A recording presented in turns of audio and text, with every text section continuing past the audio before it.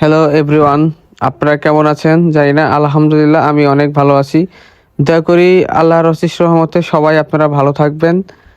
বিষয়টা হচ্ছে আজকে আমি ডিসপ্লের যে উপরে একটা টাচ বলুন বা শেল বলুন সেই ফেটে গেলে চেঞ্জিং করার প্রসেসটা আজকে আপনাদের সাথে আমি শেয়ার করব।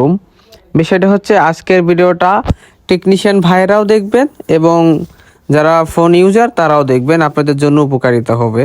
বিষয়টা হচ্ছে অনেক সময় আপনাদের ফোনের টাচ ফেটে যায়, ডিসপ্লে ফেটে যায়, সেই ক্ষেত্রে আপনারা ডিসপ্লে সহ কমপ্লিটলি চেঞ্জ করেন।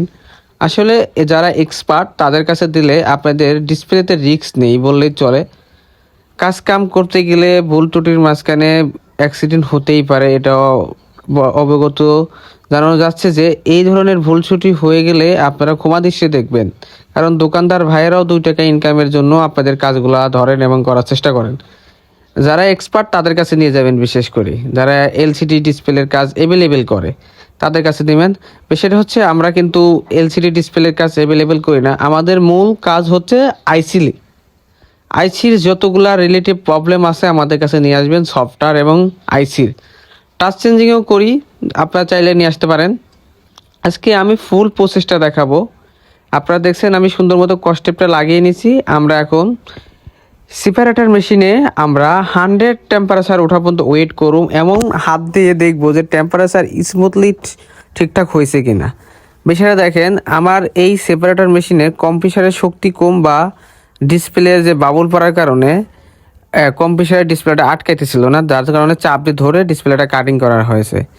আমরা সুন্দর করে আটাগুলো ক্লিন করে নিছি এবং ক্লিন করে নেওয়ার পরে আমরা আবার চেক দিয়ে আপনাদেরকে দেখাবো। তার আগে বলি শোনেন, যারা এক্সপার্ট তাদের হাতে ডিসপ্লে খুবই কম নষ্ট হয়।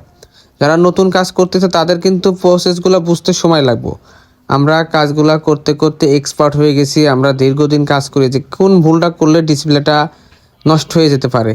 এবং ডিসপ্লে কিন্তু কাটার সময় বেশিরভাগ নষ্ট হয় না, নষ্ট হয় ডিসপ্লে যখন ফ্রেম থেকে আমরা খুলি বা উঠাই, তখন ডিসপ্লে বেশিরভাগ নষ্ট হয়ে যায়। আমার অভিজ্ঞতা থেকে বলতেছি। তো ডিসপ্লে খোলার প্রসেস যদি আপনারা শিখতে চান, এই ভিডিওর নিচে 1000 কমেন্টস এবং 1500 লাইক এবং 500 সাবস্ক্রাইব যদি আসে, ইনশাআল্লাহ এই ভিডিও থেকে অবশ্যই আমি ফুল প্রসেসটা আপনাদের সাথে শেয়ার করুম এবং প্রত্যেকটা লাইন জুম করে আমি বুঝাবো যে ডিসপ্লে কিভাবে খুললে নষ্ট হয় না।